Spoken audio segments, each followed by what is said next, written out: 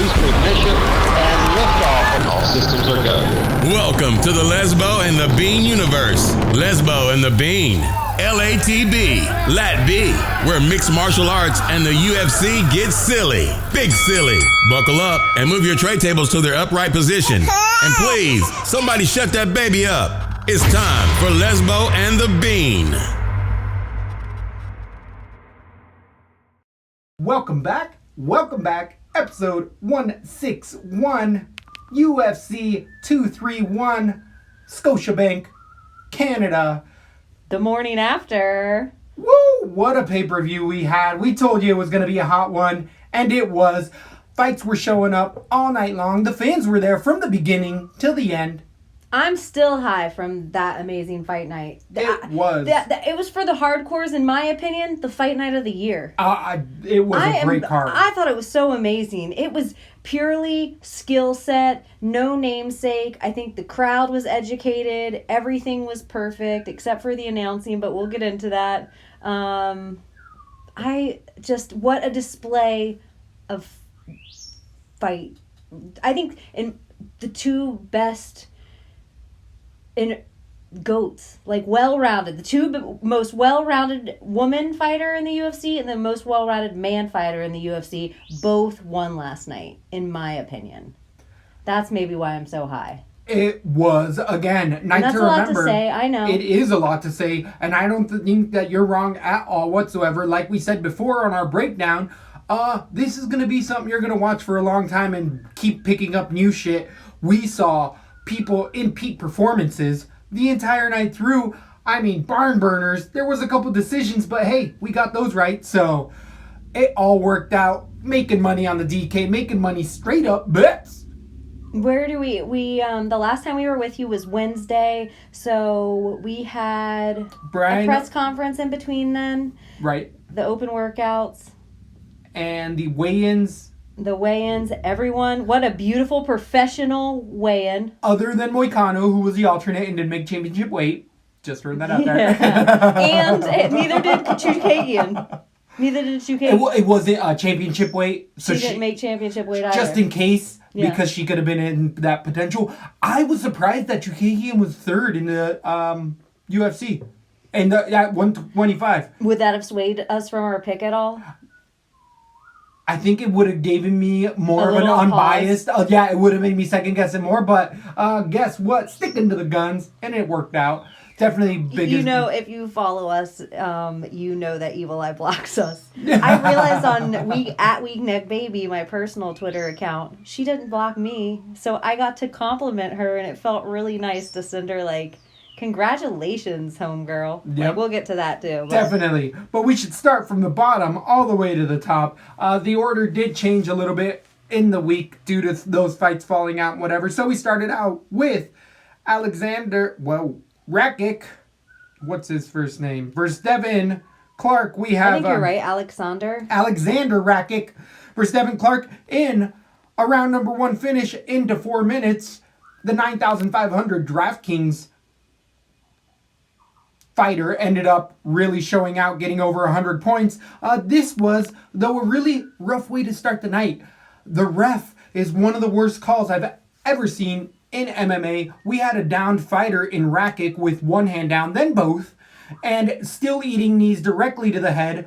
Almost got hurt, and soon thereafter, Devin Clark I know wilted. Devin Clark was kneeing him, but I didn't understand. I was actually going to ask you why they were illegal knees, because I was under the impression he was standing, and I thought you could be standing with a hand on the ground and still take a knee to the head. I thought it couldn't be knees on the ground. Depending on the rule set, and they were not using the California Athletic Commission, which usually is a standard where they default to. They had their still old rules, which I believe was one hand. Now it has to be two, and it has to be palms flat down. But even in the old rules, it used to be 3 points of contact. So if you had a hand on the ground, you could not knee in the head, which that was the rule set in play from what I understood it. And I thought it was knees. I didn't know it was feet. Yeah. Like, I thought you couldn't be downed. As far as a down fighter, I was always under the impression you That had to be on your knees. Nope. Yeah, so, No. I didn't You could be on understand your why feet. everyone was calling it illegal, and I was actually going to ask you about it today. Like, I know the knees to the head. Are you not allowed to knee to the head? Like, I had this whole, like, what is going on? So, again, I'm glad this is they coming have up to right have away. both hands via the California rule set. Canada was using their own rule set where it was just one hand on the ground, but regardless, Rakic had one hand initially, then both. So regardless of where you are in the world, it would have been illegal in any organization other than, I believe, one who allows that position. I didn't know he even had both on the ground. Yeah, he did. But he put him down, and that's where fans I saw on Twitter running it back and being like, well, he was playing the game. He was playing the game regardless of playing the game. Whatever. If it's a rule, you could play it. Exactly. So, If I know I can poke you in the eye once and not get a point taken, or if I know I can kick you in the dick and not get a point taken. grab the fence and not get taken down. Yeah. If I know, what up, cowboy? So, which we called 100% on the 100%. breakdown. 100%. But with Rakic, got back to his feet. Got Devin Clark looked defeated soon thereafter. He kind of is that front runner, as we called it. His legs looked extra massive. I don't know if you noticed that. I actually thought Rakic was in trouble for a minute. Me too, with those knees. For It sure. was illegal as hell. I thought even more than just that. I thought the whole entire thing, I thought that was the second time he was in trouble. The amount of pressure that Devin Clark first came out with, there was a nervous moment, and then it made me, by the end of the whole fight, and it wasn't because of the knockout, even the way I thought that Rakic came through the little bit of damage and kept composure and patience and came through it for such a young dude, he impressed me. Even more so. Yeah, like Definitely. It was like he took an onslaught and then like calmed down and then really had great takedown defense. I thought Devin Clark was going to get him right down. I agree, but I think we've seen that as of late with Rakic. Same ref in this same fight. Devin Clark was out 5 punches into that knockout. With the back fist that Rakic landed, he threw a back fist. It landed partially. Same ref, it would have to be. I'm just throwing it on there. Yeah. But yeah, how do you do that? Like, it was 2 horrendous calls. Clark ate 3 shots he didn't need to, and it was because he wasn't getting stopped. But the ref came around, and you saw him sit back like, oh, I'm going to watch this, and then realized, oh, that guy's out. The crowd already on top of it as well. So that same ref's going to come up later on in the night, if you didn't know. I know. I want to see a video of those illegal knees. They were brutal. But where do we go with Rakic? I think he's a fun fighter. 4-205. Still give him a couple easier fights. Some OSPs. Some Tyson Pedros. Those are the recency biases that I'm thinking of right now that are... Get him a couple more wins. Some, who lost tonight that we always know. I can't even remember his name because Jimmy Manawa? Manawa. Jimmy! So, Rakic, I like moving forward. Just don't get him in that top 10 yet. Give him a couple fights. He's still a young guy. Perfect step up in Devin Clark. Devin Clark, he's going to stay in there because it's a light division and he comes to bang, but no cardio and low fight IQ. I thought it was a fun way to open the night. It was exciting, for sure. Yeah. My blood was flowing. That's for sure. I stayed away from it, and I was like, oh, I'm so glad I stayed away from the first fight of the night. And then I was like, this wasn't the first fight of the night when we made our picks, was it? I don't believe it was at the time, but that fight falling out ended up changing some of the spots on the card. So, gotta stay tuned on that. Gotta be on that Twitter, I guess, and follow Did you it. have But it was Rakic weird. on a bunch of cards? Ton of cards, I but he didn't was have him anywhere. 9,500. So most expensive fighter of the night. I did not have him anywhere. And I also did not find it as easy to make my cards. Oh wow! And maybe it was, but I didn't trust that all the underdogs would get such high points. And so when they came through in such blazes, it was like, whoa. Like, I didn't expect I or Nina to get such above fucking 50. Woo! Either of them. So, you know what I mean? Picking them high here at LaTB. But Anyway. where do we go with So, Devin yeah, Clark? I couldn't afford... I didn't even think about Rakic because it was like I had Shevchenko on a lot of cards. Yep. I had... I don't know. There's other guys we'll talk about when we get into it. But I didn't really go heavy on him. And he did seem to pay off because they fought round 1 long enough for him to get more than just the flat-out 100 points. Totally. So, anyway.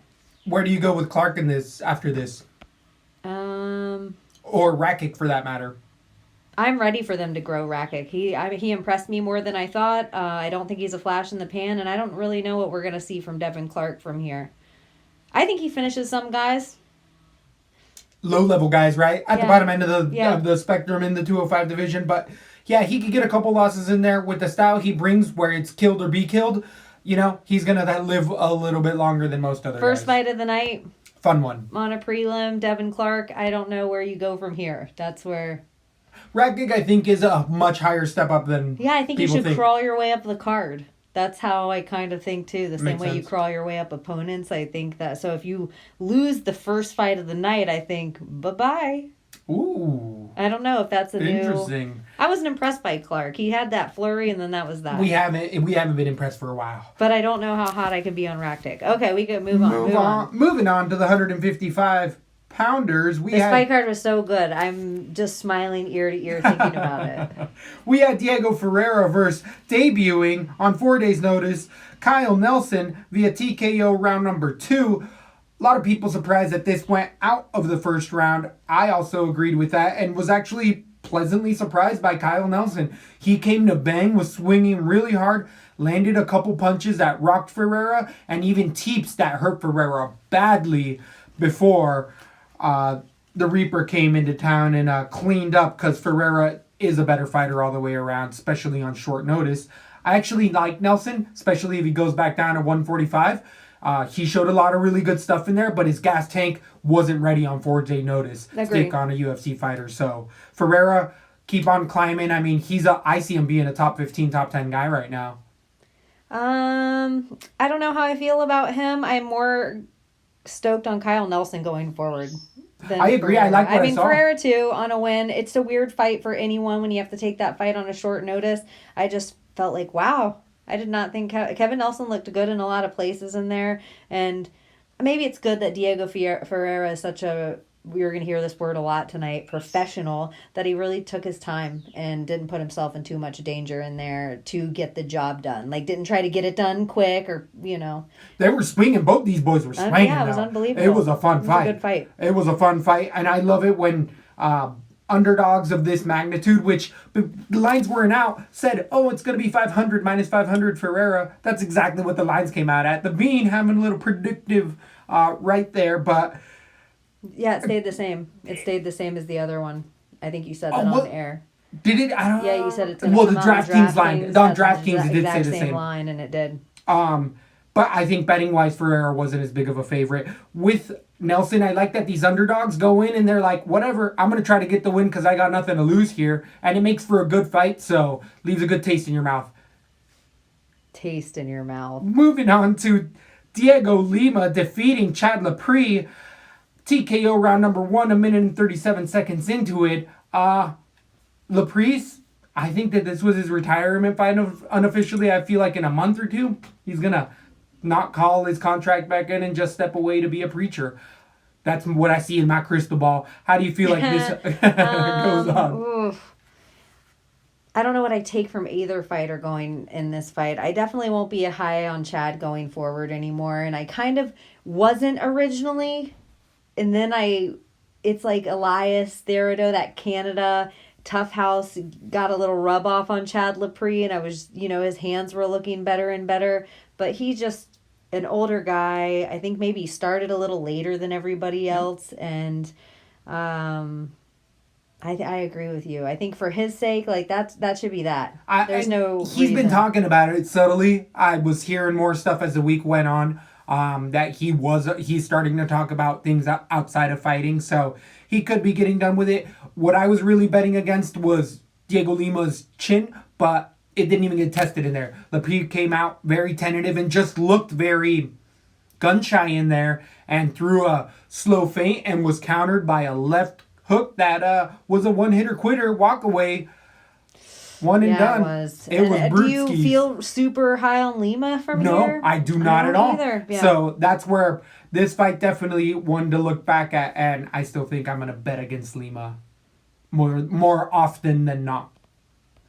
Moving on to Brad Katona defeating Matthew Lopez in a third-round decision. This was a controversial one. Katona really taking charge in the first round and never letting up all the way into the third. Had finishing intentions the whole time. Looked really good striking-wise. I guess Lopez is just always gasses as well going into that second round. Who was in his corner that was high profile for Lopez?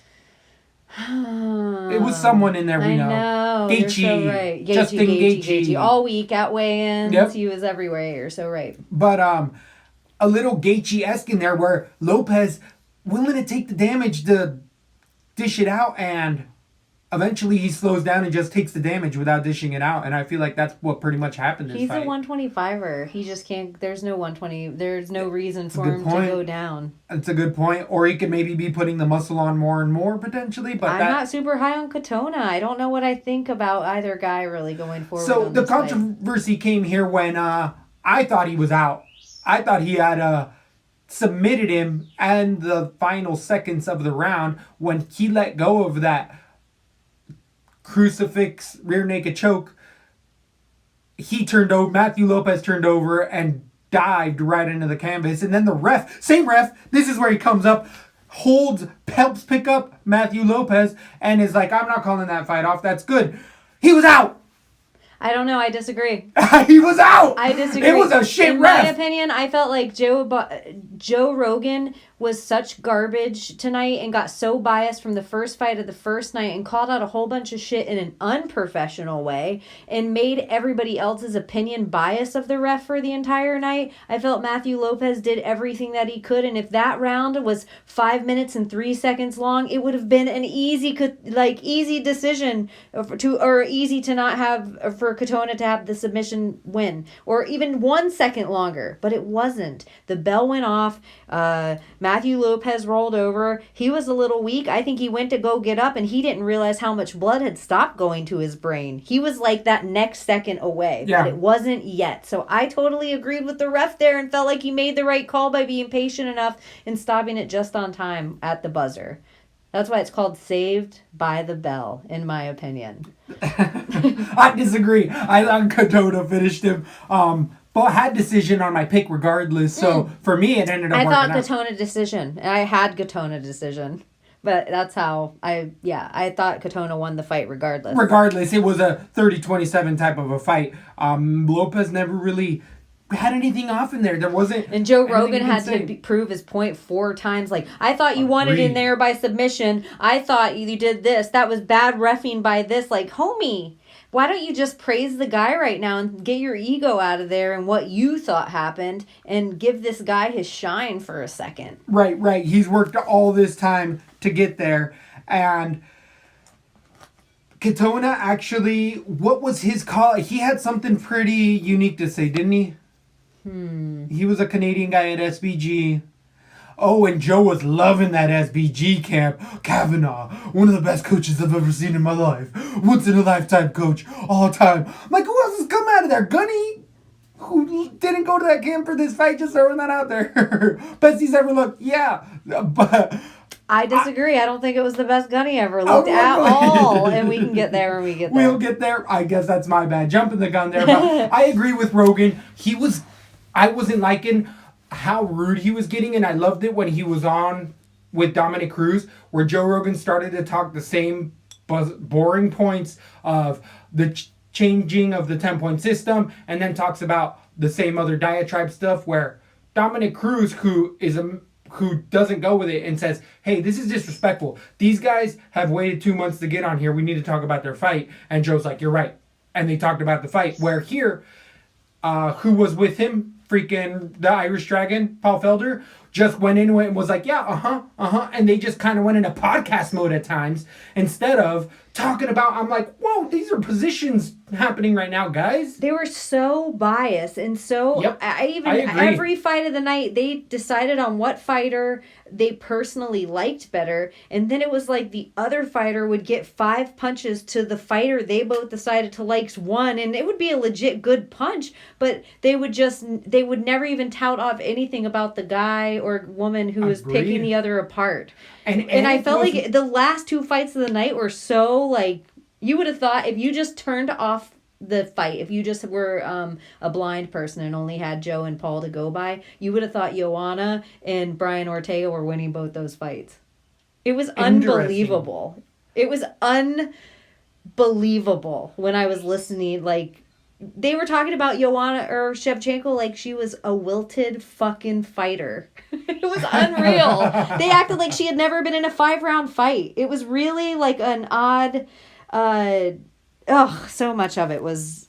They were really disappointing to me. It was a really... They could have used some DC. They could have used some Dom Cruz. They could have used some Tom Hardy. They could have used some... I put that other guy's name in my phone so I would remember to bring it up on the podcast because we always forget it. Dan Hardy? No. No, the guy that sits with Dan Hardy. That we always say, they did such a good job. We never remember it. It was John Anik was the third wheel this time, but I felt like he was really reserved and just let that Paul Felder and Joe Rogan go on and on about, again, fight information, but podcast information as well, not relevant live fight info.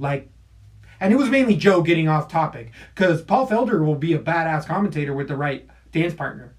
I would have been shot out of a cannon to sit there watching those fights. I never thought I would say, hey, Joe, time to get out of here. I've always been the person to say, Joe needs to be there because, it's never as good without Joe. Without Joe. There's rivals now, and they're doing a good job, and Joe's been doing it for a long time. Maybe he just needs a break. Or maybe he's just seen it all. Maybe the excitement needs to be there again. Yeah, maybe a year. Maybe he takes a year, 2-year sabbatical. You're talking. He can talk for the next 30 years on just every other fight. He can still have his fight companions. Yeah. It'll be refreshing and have new people at the table. I don't mind a Dom DC fight night. I would like even for them to give other people a chance, like Michael Bisping at the side table. I don't mind. There's a whole bunch of other people that did the Fox booth, or Megan O'Leary. Is that Megan O'Leary? I wouldn't mind. Like, Joey B? If they are good at talking, I don't mind them having a shot there. I'm willing to give everyone a shot now because other people have impressed me, but I was irritated by the announcers. I seconded that. So then we go to... And if you listen to this fucking show, we always give Paul Felder his due. Agreed. That's what I'm saying. He can do a good job, but I do think the dance partner made a difference there. On to the 85ers, we had Elias Duradoa coming in and winning a dirty-ass split decision to Eric Anders via third-round decision. Saw that here coming up from the Bean. Eric Anders... low fight IQ, low gas tank. Wow, I disagree. I thought he kind of even won the fight. And I switched to Therido because we were like, it's local.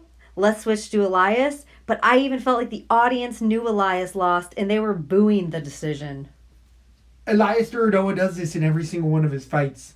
I feel like this is him. He's one of these. He's put up some of the worst fights ever with Alvey, with... There's a bunch of fights, and it's a spam. An exciting fight, I thought. It was one of his better fights to me, and I just thought Eric Anders eked it out, and I was like, oh, I wish I would have stayed with Eric Anders. And then it was like, Therido decision, and I was like, woo! I'm glad I picked Elias.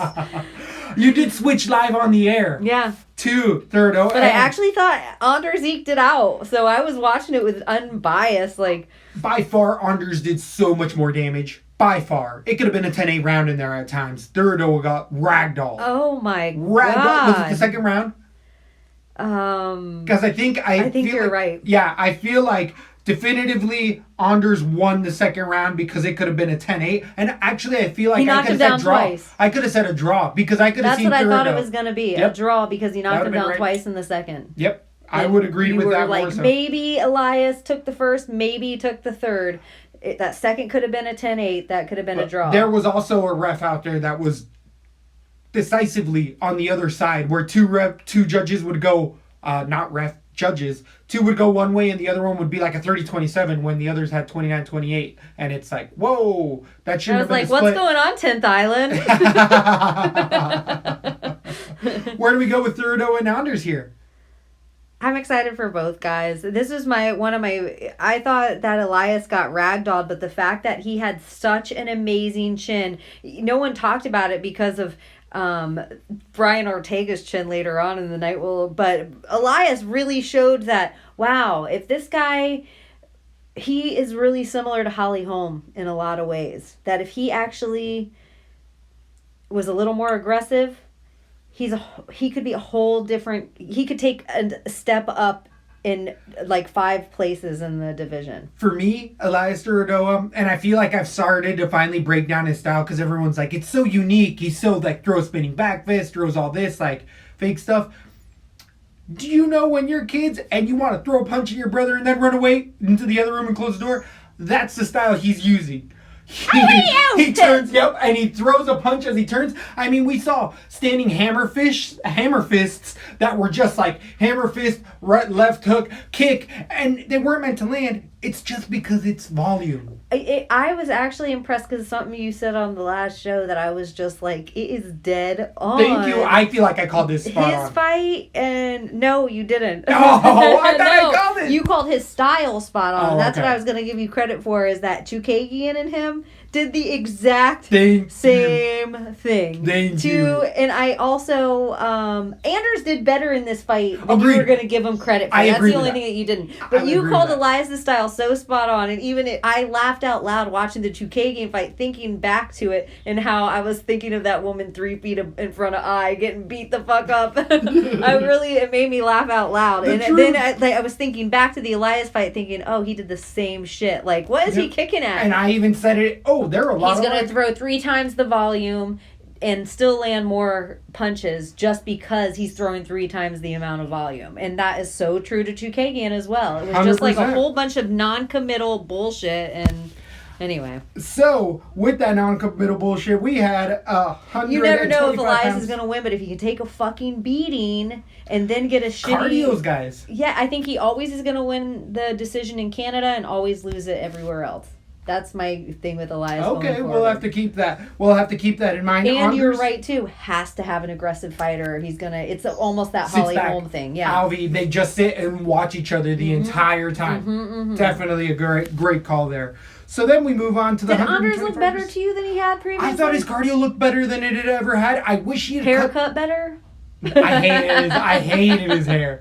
He looked jacked as well. I just really thought that. With that style, now that I figured out Elias, you gotta kick him in the legs. You gotta slow those legs down, and that's gonna change a lot for Elias Duradoa. Same could be said for Chukagian at 125 pounds versus Jessica I.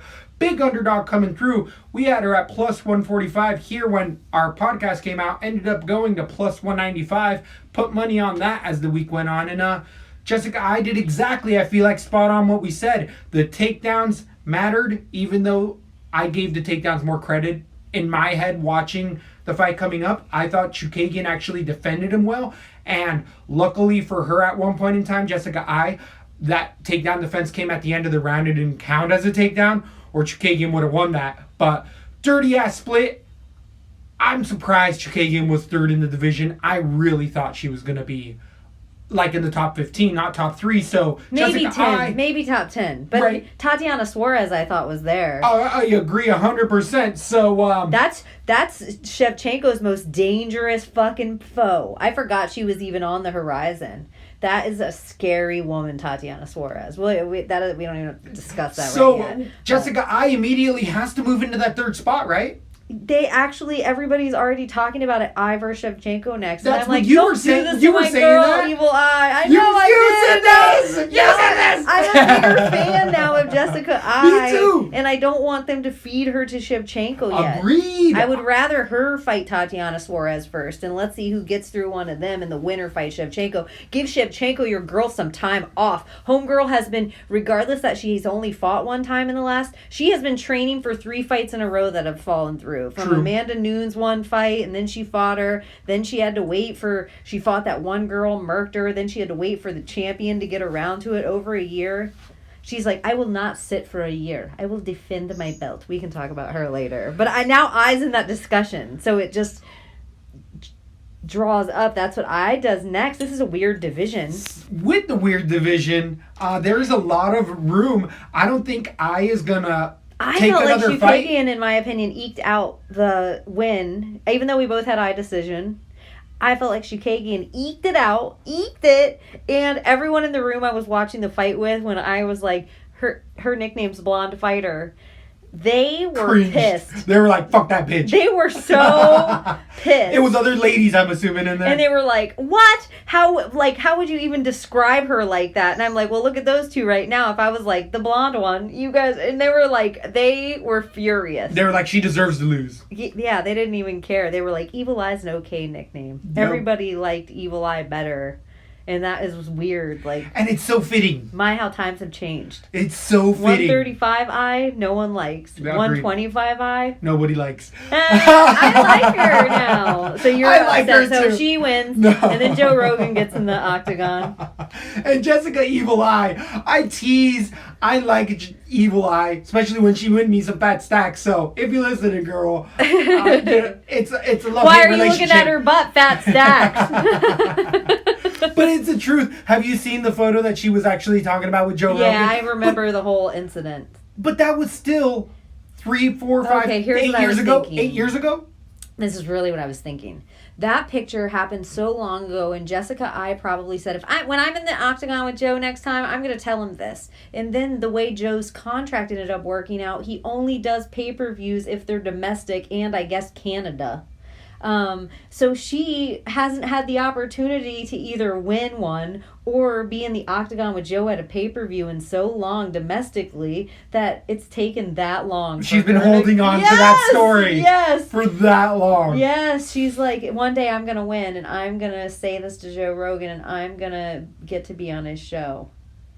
And good for her. I hope to see her on the show because to me, she's in the heel, in the Colby Covington, but way better because she's not a Colby Covington, and I don't mean that, but I feel like she's definitely she's not the good guy.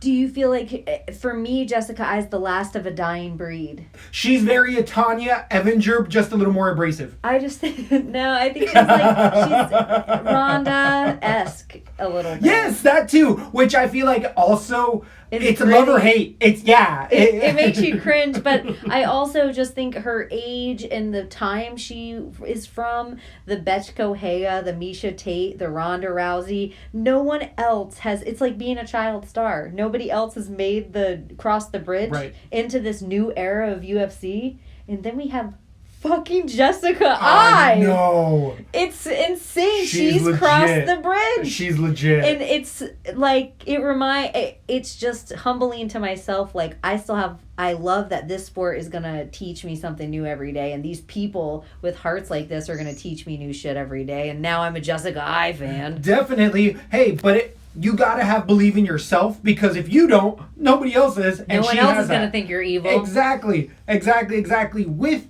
all of this dream boating all over Jessica I definitely still like her, not against Shevchenko specifically, even though she's not going to get that. I agree with you. She's going to only want that fight. No one's I'm strong excited as for other me. fights. I am so strong. That's my Shevchenko. I am so strong. She definitely is and showed off in there. Chukagian's still going to beat a lot of other ladies in there. These women aren't going anywhere. They're going to be... I think I'm going to... With that eye, she's going to be in that Thuradoroa fight where she's going to be in a dirty split in every single one of her fights. And I think I also does that too. Yeah. Jessica I, and she might need to change. She needs some freshness if she's going to fight Shevchenko. That's a damn shame, but this is the other reason they'd feed her to Shevchenko next. I think that Jessica I is probably one of the higher paid fighters in the UFC right now because she's been in before the Reebok deal. And anyone that was in before that Reebok deal, I think probably makes a tad more flow. So I think they want to get those fighters out, especially if they're like, meh, they draw this much. Now everything is what they're going to put on the other side of that scale. With Jessica I feel like she did a big no for fighters, I guess, is the best way to put it, where DC did it but has come back around, where she asked for the praise. Do you think that immediately turns against her? She is so odd. It's almost like everyone pulls for her for the fact now, like, she's just been in the game. People know she's been working her ass off in the game. And so I'll respect that nonstop. Yeah, it's more a respect than... It's a bow of the hat more than I have to like you. How'd you like your boy Stipe watching that fight? I didn't even see it. He was in the stands, and they put the camera on him during that fight because he was in there in the stands. He was not in the corner, but they were training partners. Oh, that's out of Ohio. Nice. Yeah, that's legit. That's humbling because Stipe's a real dude. And he's got a wife at home with kids. There ain't nothing crazy going on. He's just backing a friend. The shit out of. Yeah, that's awesome. Great relationship. Yeah, Jessica she almost has lesbian personality. I would agree. Yeah, I would agree. It's Claudia Gadelia-esque where you're like, damn, she ain't gay. Like, but I don't know if Jessica is or not. Not that I have anything wrong with that. Hey, Jessica straight Tanya Evinger. Tanya Evinger seems like she could have 2 kids. She seems like she could have 2 kids. She can still be gay and have 2 kids. Yeah, I mean, but she seems like she could have 2 kids, a husband picking up her kids at the fucking... I don't see that at a time. I do. I could see her, like, in a flannel...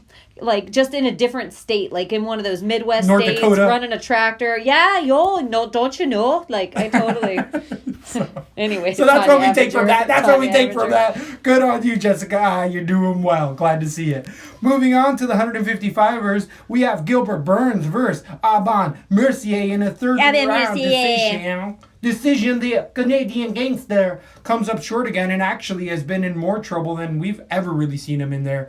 Gilbert Burns at 170 finally got his gas tank under control and was landing bombs pretty much all 3 rounds. I feel like this went to a split, even though there's no way. I feel like this was one of those weird cards where Aban might have got a 29-28 where everybody was like, that was a 29-30-27 for Gilbert Burns. I agree. Aban Mercier, I feel like we have reached peak Aban Mercier. And when I feel that about him, I don't think he's old enough to feel that about. He has to change camps. Mm-hmm. He is a lay in prayer, and there's just too much of that coming out of Canada right now. Like, change your style. Like, just... Aban Mercier is so talented. He has good cardio. I think he needs to go to, like, that Philly camp that Alvarez and... who's that? Everyone was talking about him so much because Brian Ortega knocked him out. Eddie. Oh, the Jersey. That's Jersey. Jersey. I think he needs to go to Jersey. I think he needs to go. He needs a striking camp or an all around. That is my opinion on Aban Mercier. Otherwise, I'm going to be hesitant on him going forward. I think we've reached his cap. The Mark Henry camp. There we go. So yes. With Aban, I would agree with that. But what I did like from Aban, even though he was losing this. When he went to the ground, again, he was outclassed on the ground by Gilbert Burns, who's a champion-level black belt. The striking, even though Mercier was losing it, I really liked his tenacity forward. He never looked defeated in there, even though he was rocked. He never stopped moving forward. And regardless of whatever crap I'm talking, even though he lost me a fight there, I really like seeing that in fighters. But again, as you're saying, I think you're spot on with this. He needs to move his camps and start to change that up to get other looks. I'm sure he's a top dog in his camp. And whenever you're the top dog, it's not good. You're not growing potentially there. I agree. So, what about Gilbert Burns? I liked what I saw from it. This was actually at 155. Did I say 70? I was getting all mixed up. But either way, Burns, his cardio was his biggest issues, and it looks like he's finally taking care of that. Powerhouse, dark horse in the division at 55. On the ground, you're not going to get a step up on him, and striking-wise, even though he's a little looping, he hits hard. Hard. I was a naysayer on him and thought he wasn't going to be good. I thought we had reached peak Gilbert Burns, and he proved me different. And I don't think he changed camps, but I don't know if I ever said that. I thought he was just a one-trick pony. And his strikes seemed to come together a little more. I don't think Aban Mercier is a walkthrough at all. And so I have to give credit where credit is due. I think Gilbert Burns, you're right. He could be a sneaky little dark horse, a good underdog in future fights. Definitely. Then we go on to 115 pounds, where the Bean didn't pull the trigger on the bet officially on air. You know I put money on that at home because it was a big underdog and it was hard to come through. But Nina Asdaroff did win a decision over Claudia You were dead Gadelia. on air. Thank you very much. Yeah. Thank you. It was a rough underdog. There's a lot of reasons not to like her in this fight, but the biggest takeaway I took from this was Gadelha is not a Nova União, not on the Brazilian juice, and we've seen it ever since she moved that camp. Her cardio, and you don't have to be, I mean, she was shredded when she was back at that camp, but she also had legendary cardio. That is now gone. She has cardio for one round. I think that we've reached peak Claudia Gadelha. Agreed. And I saw it am coming, so baby. impressed with how much better Nina's gotten. Agree with that. Whatever tape study her and she's fighting off triangles all day at home. How are you not going to get better? I think her name should be Nina Lioness. Oh, I like it. Nina. I am so impressed with Nina. She did something that his name is going to come up later in the night, but I'm going to bring it up first here. Conor McGregor could have taken a little tip from Nina in his Khabib fight. If he would have kept his patience and composure when he was on the ground and on his back and just laid punches, squared off his shoulders and laid punches off his back, knowing he was going to get taken down, and land just as many punches as the takedown was worth off your back to even it out from the one takedown that he does no damage with. Now, if you're punching squared up off your back, Nina did that shit and took all 3 rounds. Like, she handled Claudia by squaring up her shoulders and punching off her back. It was impressive fighting. It was super smart ring IQ.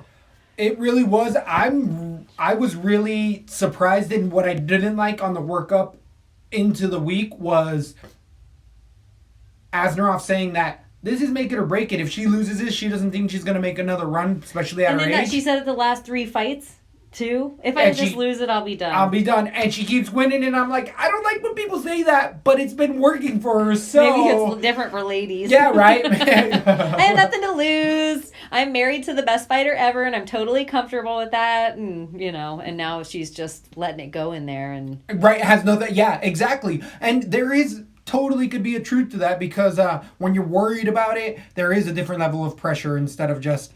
letting it go. Let it swing. As Mel Gibson says, let it swing. Who are they? They were talking Tatiana Suarez for Nina next. Woo. You're going to slow down my money train and Nina Asnaroff real quick. Oh, wait. Tatiana Suarez is 125. You're right. You're right. 115. Who fights? Where does she go from here? Nina. I mean, there's Andrade is the next level. And Andrade is fighting Rose if she'll leave the house. I didn't see her ringside watching her girl. Interesting. I didn't see her ringside watching her girl. Who else would be there off of a loss? KK? But that's a loss against the win. And that's a close fight, and they might have already seen each other as well. Yeah, after Claudia, I don't know what happens from there. It's Andrade, JJ at 115, but JJ says she's only going to go down for a title defense. Winner of PVZ Hostovich. I don't think that's 125. Oh, they did move that's up. 120. Ostovich could never make 115. True, them implants. That beautiful. With them implants. She pulls her Reebok undies right up her butt at weigh-ins. Are those altered? So, back to Gadelha. Where do you go with her? Where is she soaking her solaces? She wasn't with T-City. He was in the hospital all night. Gadelha is officially the gatekeeper of the top 5. If you can get past Gadelha, you're in the talks. But she'll never be in the talks again. I agree. She's no longer one fight away from the title. I agree, and I don't think that it's skill set. Like I'm saying, I think the juice is no longer loose. We've seen it dramatically. So... And you're right. She does have that deeper voice that something was definitely going down there. Yep. Yeah. Even if she did it at some point in time, dang. Still fun fights ahead of either fighter. I'm going to be watching. I'm going to be making money in spots because Gadelha does beat a lot of the lower echelon in the division. And we move on to the pay-per-view itself. We started it off with Thiago Santos defeating Jimmy Manuwa in a TKO round number 2. Make sure you're liking and subscribing. Wherever to get those free picks. Definitely, not only that, just the other commentary that we have amongst it. Okay, Where- sorry. I pressed the button of make sure you're liking and subscribing and interrupted your train of thought. So Santos gets it done at the beginning of You the second usually round. just say it right at the main card when we start Yeah, talking I about did it skip it. anytime. You're always the I never say it. So we saw this coming with Manawa. No chin. Every bit of it. Most people saw it. I'm actually surprised at how many people had Manawa going into the I'm week. actually surprised that it took to the round 2 to do. Me too. I agree. can't believe how many shots Manawa took, and I'm actually impressed with how long his chin lasted because he took some bombs. I'd agree with that 100%. And Santos isn't, I mean, he's got skill in there, but this guy's a hammer. Maheta fits perfectly because there was times in there where Maheta looked like he was rocked. Well, he was rocked because Jimmy Manawa got a couple shots off in there as well. Turned into a big clinch fest on the fence, but really liked the exiting on the break. Santos was throwing off those punches and elbows, which was setting up other stuff, but Maheta has a cap. Maheta has a cap. People can beat Maheta. I agree. I felt like it reminded me very Derek Brunson-esque. I could see that. Like Totally it just went at off the times. rails at the end where it was just sloppy, like he was swinging with all power. And if Jimmy would have just wasn't in such harm's way and could have kept his composure for a minute, he could have nailed a shot to knock him out just as easy. But I still really like Maheta. It was so much better at 205. What an exciting fight. Yeah, agreed. But that cardio also for Maheta didn't look good. We got it right. He was on all my winning cards. I had Thiago Santos everywhere because I didn't trust that chin of Manawa, but yeah, and for 8-8. There was a couple of times I was nervous. There was a couple of times I'd I was agree with nervous that. in round I'd one. agree with that. And it's scary. It is like watching a Brunson fight where you're on the edge By of your the end seat. of round 1, though, I knew coming back into round 2, I was very comfortable with what was going on. And I knew the longer the fight went, Maheta had way more ways of finishing the fight. I did feel more comfortable about it the longer it went. So I agree with that. I definitely agree with that. Even though his gas tank was fading, Manawa wasn't looking any better at all. He was only getting further and further into the water and slowly drowning. So then we move on to the 145-pounders where Hakeem Dawodu. I don't know why. Is it crazy that I want Santos versus Weidman at 205? Is that a nuts fight? I love that fight. But love that fight. But they wouldn't let Weidman fight Maheta, right? He's not a big enough name at this point. I think they're starting to put Weidman into those, what is the best name for him? Placeholders. Like he's going to be one of these guys, a gatekeeper. He's going to be a guy that people make their names off at this point of his career, unfortunately. I think this kind of style matchup, it would be good for Weidman. He'll win that fight. He should be able to. He has more skill set than. But it's that Yo Romero knee as well. Yeah. So, interesting fight. There is, I'd say, 40% chance Santos wins that. And it's not out of skill. It's out of sheer brute force. But I'm willing to put my money down for that one. That's going to be a fun one. It's interesting. Very interesting fight. I like that call out for next. Where do you go with Manawa? I jumped the gun there with Dawodu. I don't really know. I don't really know what happens to Manawa. He's still exciting. He's still an exciting fighter. Like Weidman, he's holding a place for people to make their name off of as well. I think if you're going to move up the 180 fighters to 205, like you give Weidman Santos at 205, and you give Luke Rockhold Jimmy Manawa at 205. And then you hope that your 185ers beat the 205ers and fight each other again at 205. I agree. That would be a fresh matchup. That would be fresh, sir. That'd be fresh, sir. So, anything left with that one at 205? No. We move on to Hakeem Dawodu defeating Kyle Bochniak in a 3-round decision. Fortunately, this bet did not come through in the underdog. Bochniak, I feel like Lesbo said it best throughout the night, and the biggest takeaway from this fight is Zabit Magomed Sharipov, maybe a little more overrated than we thought. Bochniak, clearly outsized, out-techniqued, and Dawodu's gas tank has come into frame. Good striker, good takedown defense, and Bochniak had one good takedown in there, and then the rest, he just kind of got picked apart for the entire fight. I like what I saw, but I didn't see anyone taking a big next step in Kyle Bochniak as far as skill. I want Dawodu versus Zabit. And then I'll be able to make my decision on them both. Because now I know that Bochniak is just Maybe it's something else that I'll say again later. Too tough for his own good. And just because you have a good chin doesn't mean that you're not taking traumatic brain injury in there. And just because your body isn't the type of body that shuts itself off to knock you out yet in life doesn't mean that the amount of damage you're taking by not having the skill set to be in there is great for you. You're not learning anything by being a punching bag. So, Right. I don't know about Bochniak going forward. He'll be a guy that I know can take a lot of hits, so a fighter might have a hard time finishing him, but will be able to get a ton of points. Definitely. Wadu just schooled him everywhere. Everywhere. The same way as Zabit. It was almost a similar fight. Like, just, here's the punching bag, show us what you do. So, if you want to, any guy you want to walk into the division, put Bochniak in front of him. I would actually say I feel like Zabit landed way more shots than Duadu. I feel like Duadu would just throw 1 and 2 punches, turn, move away, and not get hit, where they flurried more, but I think that calls for less power out of Zabit. I feel like you were spot on, where that is sad that that's what I take away from that fight. I know, It was uneventful. weird. It was a decision, but neither fighter really showed off toughness. Great. I thought Duadu looked really good, but because he had a punching bag in front of him, it was an odd fight. I don't know what I do. So yeah, Duadu versus Zabit. So I really know, and Bochniak, if he's the doormat to the division, it's just like, here, come show us your skill set. I agree with that.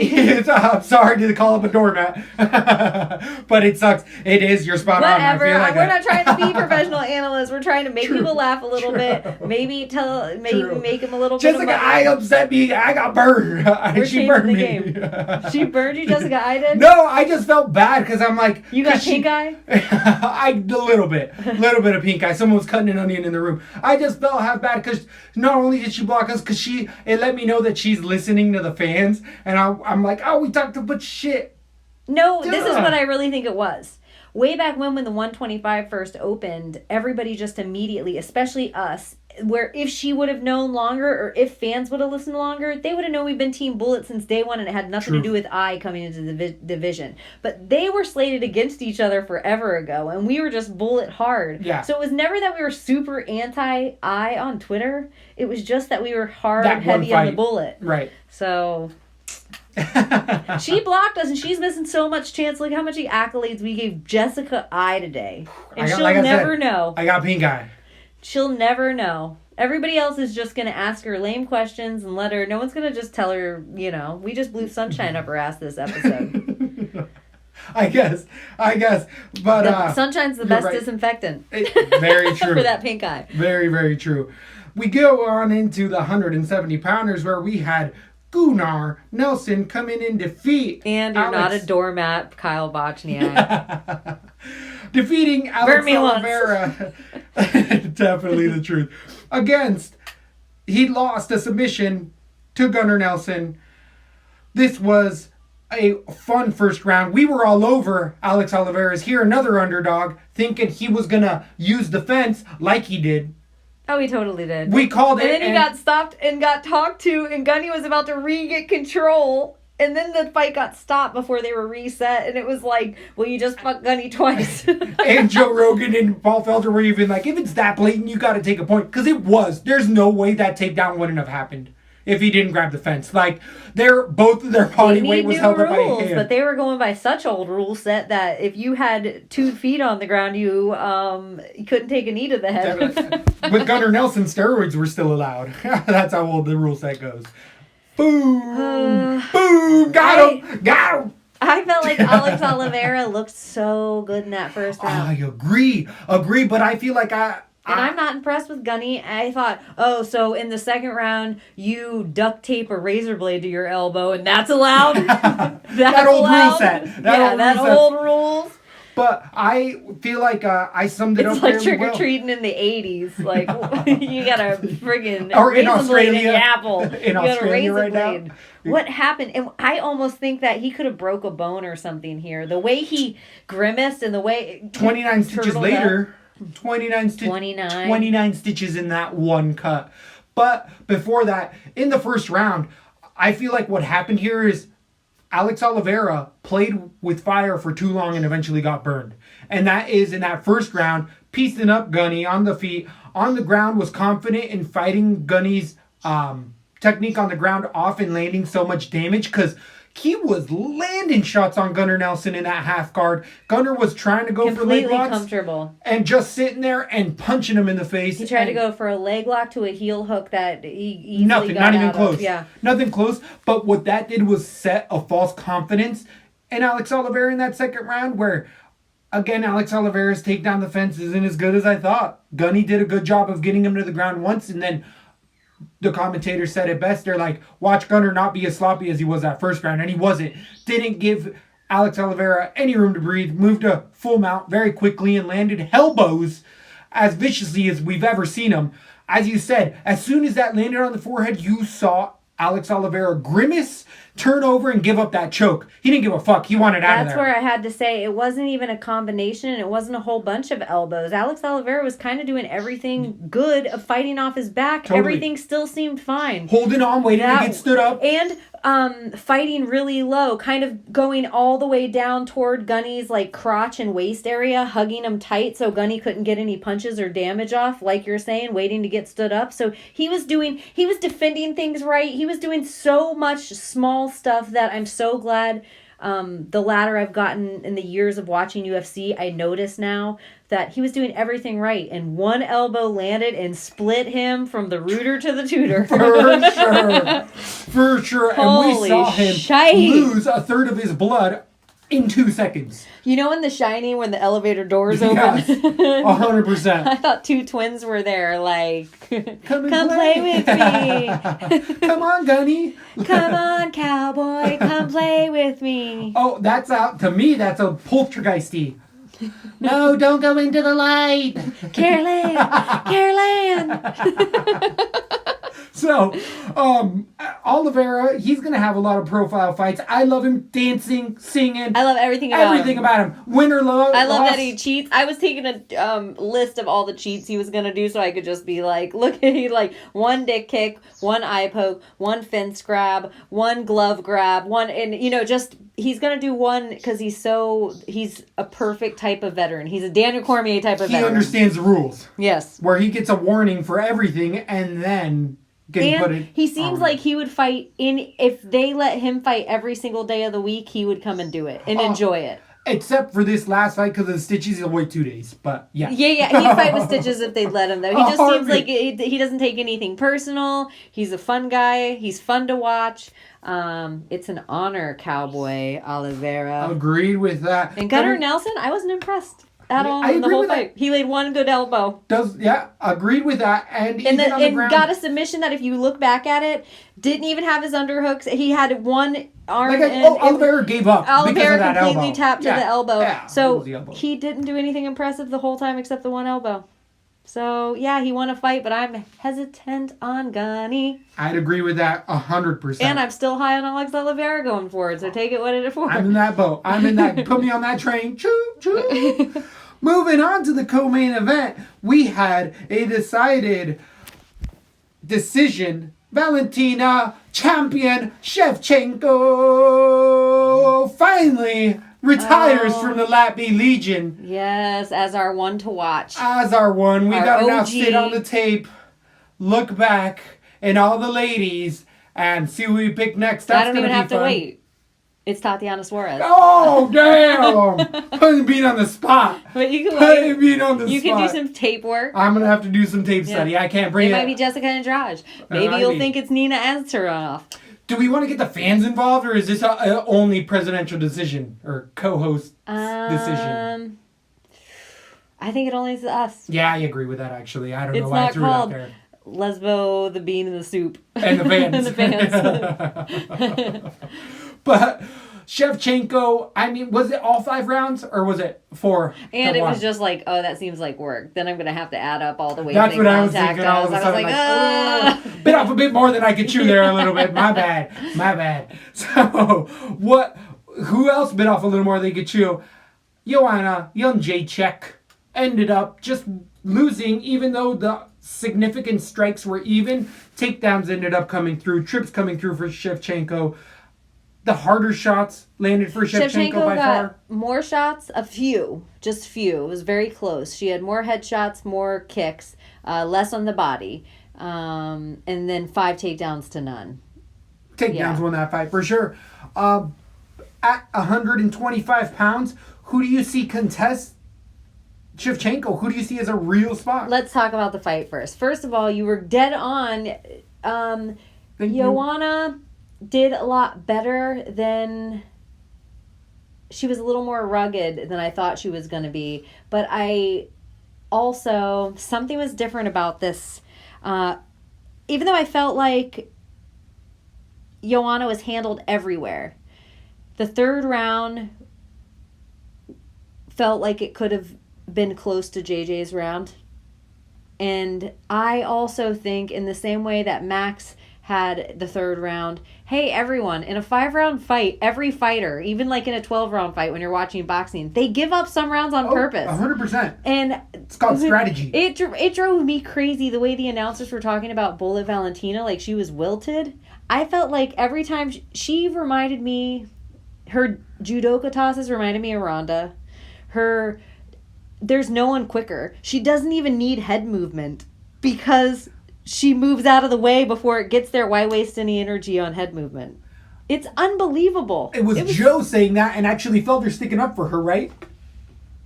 I don't know. What happened? Tell me. No. I feel like that's where you're saying. I feel like Joe was harping on the lack of head movement for Shevchenko, where Felder was like, she's moving her head, but it's literally just one time. She's not sitting there bobbing and weaving because she doesn't need to. She was just looking. She is... Who is more well-rounded than Valentina Shevchenko in there? And I don't remember who it is, and I want to give somebody credit for it. What pound for pound means to them is somebody at whatever weight they are, they would win. And that is Valentina Shevchenko. That is Max Holloway. If you put Valentina Shevchenko at 145, the reason Amanda Nunes beat her barely any way you cut it is because Amanda was so much bigger than her. It wasn't because she outskilled her in any way. She's pretty much the only woman to go the distance with somebody they call a power puncher, and in every way Valentina still thinks she won that fight, the last fight they fought. Right. So I just think Valentina is a GOAT without the wins. Even though she doesn't have the type G, she is a female GSP, and I don't know how to say it any more clear than that. There's something so amazing about her, and something I noticed afterward, the JJ that I wanted to see after the Rose losses, and now I'm going to stick up for JJ, where I wanted her to be humble and admit Rose was better than her. And now I think just because somebody beat you twice doesn't mean they're better than you. I'd agree with that. And I have a whole different... Because once I saw JJ after her fight against Shevchenko and how humble she was and how she was giving Valentina nothing but praise about her being the fighter that made her the fighter she is today because of those losses, and that how she has no qualms. She went in there and gave her best performance. She's not a 125 fighter yet. She'll go down again and fight for the 115. She's the strawweight queen. And she was just so humble and so like... Valentina worked so hard. I don't know what else you guys thought you were going to see in there. Like, Valentina, like, she gave her all of her due and still doesn't give Rose any. So now I have a whole different, like, baby, she does play Merkamp in her nutrition for the first fight, getting the KO and the tap, which I was talking shit about her on the last show, so I'm kind of sticking up for JJ here. And also what I said is JJ could be a real threat if she can have some time to put on real 10 pounds of muscle like Shevchenko's had. Definitely. So you were right. JJ did go all the way. She went all the fucking way. She didn't get mauled in there. She handled... But Shevchenko disrespected JJ a little, where she went for these immediate crucifixes. These immediate crucifixes every time, where I think in the same way you were giving Gunnar credit, she could have been a little more patient with that and really solidified that and taken that fight the same way she did her last one. But right. JJ's better than that. You got to give her a little more credit. Agreed. So 4-1 rounds, I feel like I was like... Dead on. 100% on. Yeah. Thank you. It ended up working out. I had money on the over there. Thought it was going to go to decision. Still had Chev all the way. But people were really disrespecting JJ. And I'm like, she's still a pound for pound up in that talk. She might not be it. but she's up there. Like, she didn't go through a bunch of bumps like people were saying in the main event. Well, anything left to move on with that fight, I guess? What do we need to put to rest with Valentina Valentina? Shevchenko said that she also was super honored, and she felt that was the way she wanted her belt. That she felt like it was a deserving person to get a belt from. And A million percent agreed. Both women were so respectful, so professional, so amazing. She also said she never doubted for a second that JJ would make the walk.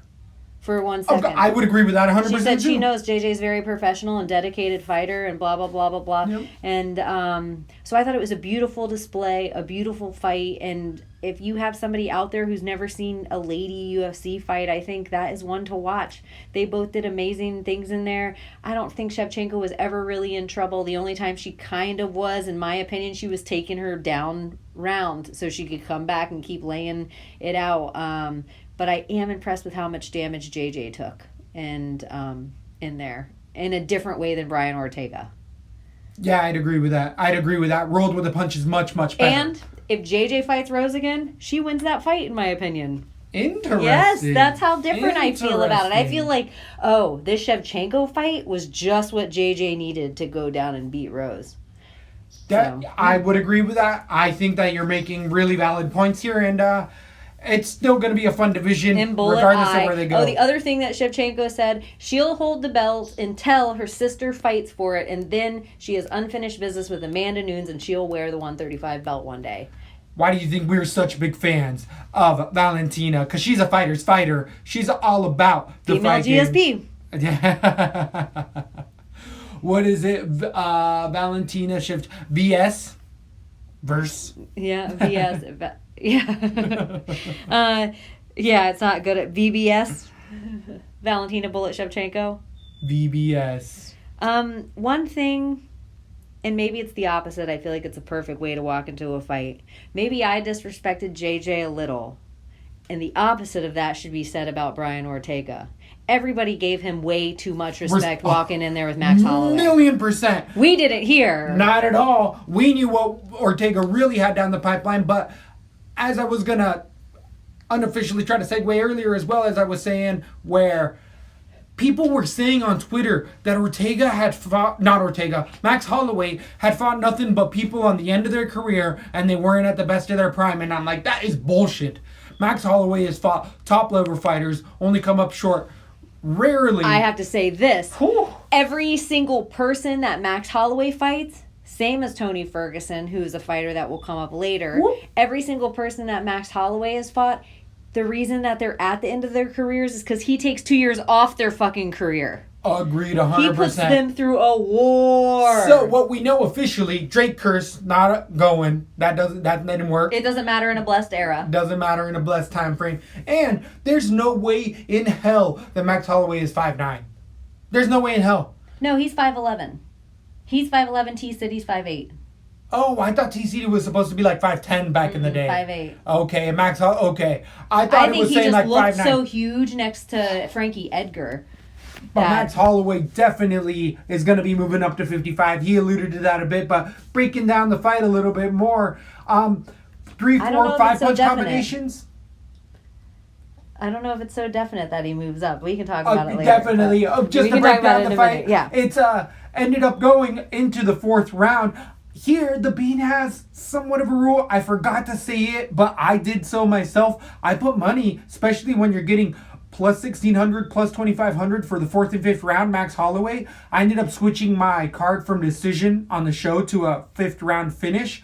Ended up putting money on the 4th and 5th round. It cashed like they usually do, especially in these type of spots for us that we're saying one guy's decidedly better here. And what is there to take away? Everything we put out, if you followed us on Twitter throughout the week, and every little argument on Twitter that we got into was everyone giving us shit that we're like, Max Holloway's an underdog? Put money all over that. Right? Put money all over that. Your champ is a friggin' underdog, one of the best pound-for-pound guys, most well-rounded MMA fighters ever. And a guy who loses fights until he wins? Are you kidding me? It's not even close. And people also, I took a little hate because I compared Brian Ortega to a Francis Ngannou. I love that comparison. I love that comparison. On the show, and I got a Shab comparison. Woo!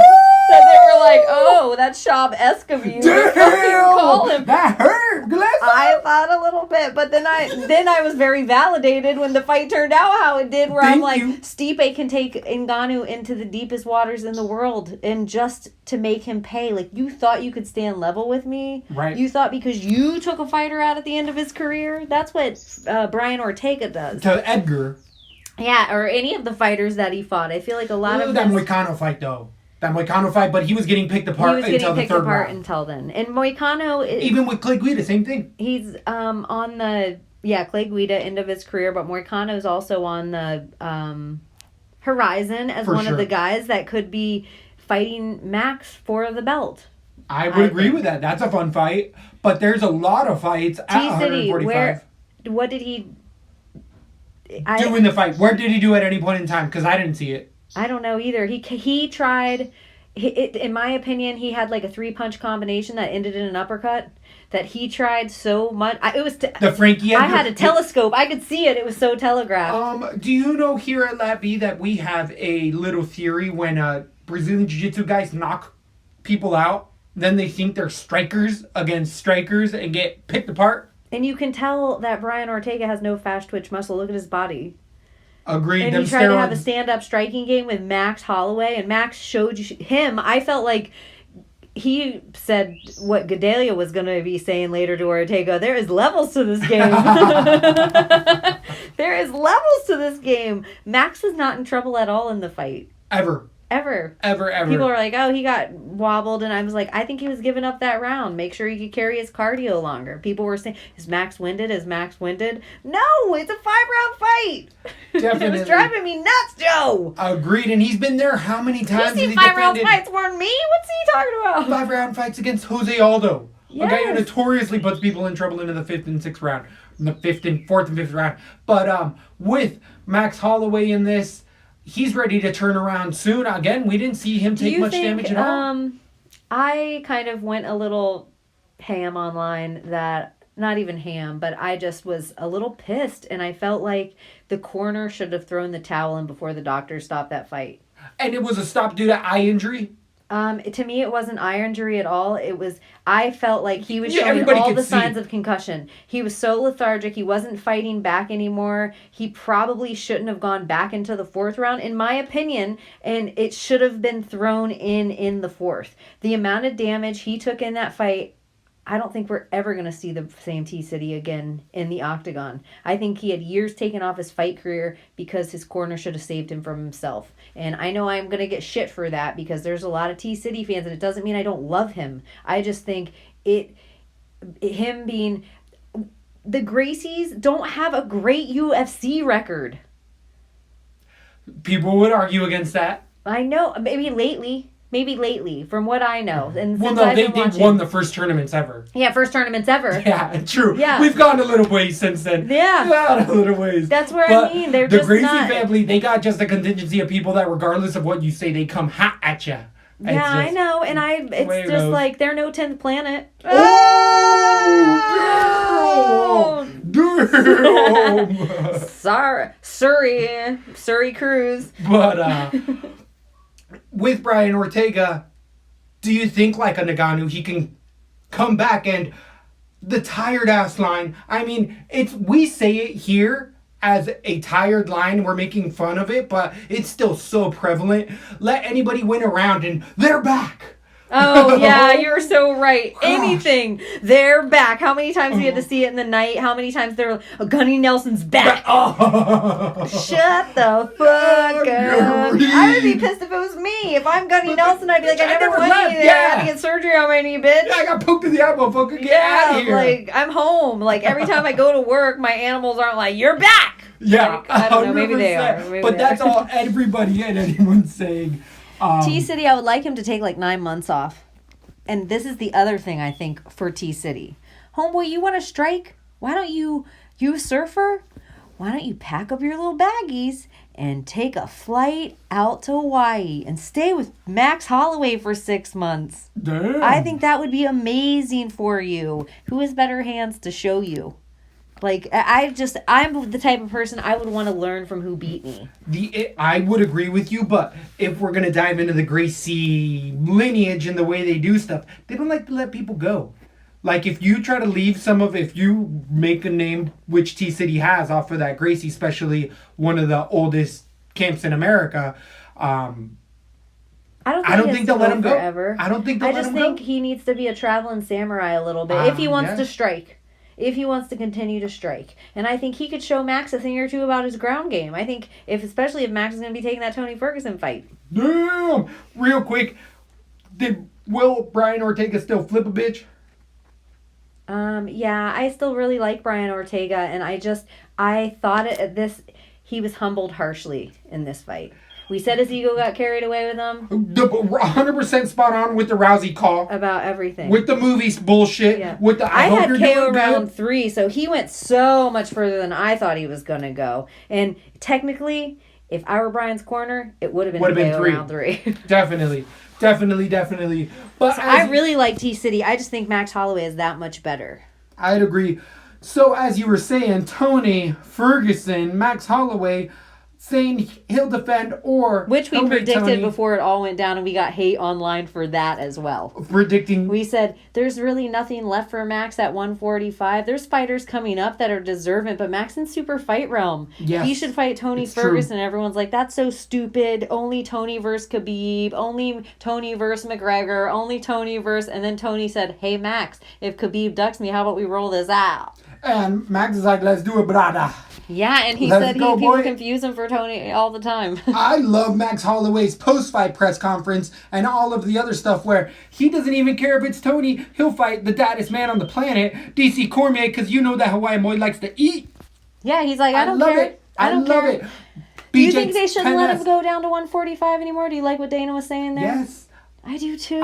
Even though I don't want to see a guy strip that just defended, I feel like, homeboy, let's just get out of there. 55? Let's walk away before you danger yourself. Yeah, agree. That might be the same way I feel about Khabib at 155. Like, let's walk up. I will give you the 165 belt. Boom. Yeah, that's more of a reason. If you don't need Tony Rocco Martin, if you don't need freaking how many people at 65? I let Tony versus Max fight for the 155 belt, and then I say, hey, Khabib, let me give you the 165 belt to fight Conor. Prediction here, if they were to open a 165-pound division, would it immediately almost become the most stacked division? Like top 2, top 3 most stacked divisions, 165, as soon as it opens, with top-level fighters that are right Do you there. think there's really any 170ers you see at 165? Or like Yancey, Cowboy, all the 155ers, though. I was going to say Cowboy Cerrone I could see at a 65. Yeah. He's right perfectly there. But, like, as far as all those guys are 155ers of recent. Like, even Yancey Medeiros. And right. Do you see any 170ers? That have been 7 years for a while to go down? Do you see fucking T. Woods dropping 5 more pounds? Can you fucking imagine? No, not T. Woods, Can but you there's imagine? other fighters. Imagine Stephen Thompson dropping 5 more pounds. I could see him fighting McGregor at 165. Think about how mind-blowing. That's what I'm saying. You just blew my mind. Stephen Wonderboy Thompson versus McGregor. That's a fight I didn't even know I ever wanted to see. 165, as soon as it would open, would be top-level division in the UFC. Top level. It's so... First fight's in. Yeah, there is some really weird fights at that. Fuck yeah, there is. Oh, and have we Masvidal Nick Diaz? Or are we just going to wait till... Like, we have never even talked about Because it's not official yet. Oh, I thought it was. No. Dana said, as far as he knows, nothing fell out with that fight, even out of his mouth. He says, as far as he knows, that fight's still on. Dana said, as far as he knows, that fight's still on. Nothing fell out with that fight. I haven't seen the official paperwork anywhere. Everybody, but I'm sure you can check me and I'll get more hate, but I'm the Brennan Schaub of Lesbo and The Bean. Damn, I like that. I like that. Come in with your high fashion. I always thought I was the kid and you were the fighter. That's funny. Here we're all breaking all sorts of stereotypes. At LaTB. Yeah, so, whatever. Make sure that you're following at Zoltanite on Twitter if you want to follow The Bean, and at WeeknickBaby if you want to follow me, and at Lesbo and The Bean. And we have an Instagram, and we're whatever with the YouTube, and wherever podcasts are not sold, wherever they're free. Tell a friend, family member. It's the holidays. Good point. We have another weekend of fights right around the corner. We got another breakdown coming up right around the corner for y'all. And what is it's Kevin Lee versus Iaquinta. 2, baby. This morning I actually watched Kevin Lee Iaquinta 1 again. Good call. Wow. What a different kid Kevin Lee is. Agreed. Gonna be making some money this weekend. Guarantee it. Okay. Like it's and subscribe. exciting. Thank you, guys. It was such a fun weekend of fights. We're going to miss you, Val. We're going to miss you, Valentina. Lesbo and The Bean! Thanks for listening to LaTB. For all things Lesbo and The Bean, head over to lesboandthebean.com or follow us on Instagram, Facebook, and Twitter.